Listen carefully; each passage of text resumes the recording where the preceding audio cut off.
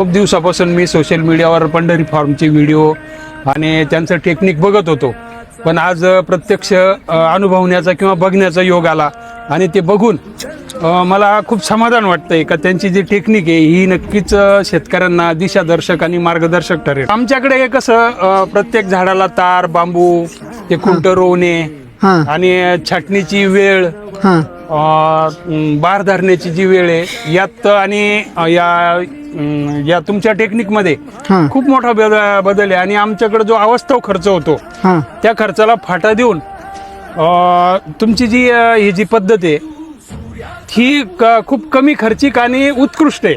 आता आम्ही इतका खर्च करून पण ही जी आज सेटिंग दिसते इतकी सेटिंग आज आमच्या भागात नाहीये, किंबहुना याची अर्धी सेटिंग आहे.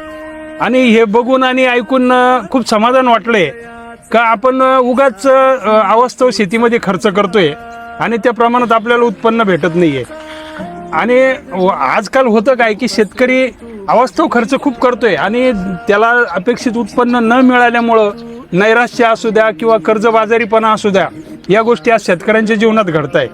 तर शेतकऱ्यांनी मला या बागेला भेट देऊन आणि या व्हिडिओच्या माध्यमातून शेतकऱ्यांना, आपल्या शेतकरी बांधवांना हे सूचित करायचं आहे का शेतकऱ्यांनी नवीन टेक्निक आणि कमी खर्चात कशी शेती करता येईल हे आत्मसात करून आणि शेती केली पाहिजे. त्यासाठी आपल्याला घर सोडावं लागणार, गाव सोडावं लागणार, सोशल मीडियामध्ये वेगवेगळ्या माध्यमातून आपल्याला माहिती संकलित करून त्याची अंमलबजावणी करून आणि त्यानुसार शेती करावी लागणार आहे. नक्कीच असं जर केलं या आजच्या तरुण पिढीने नक्कीच शेतीमधून फायदा आहे.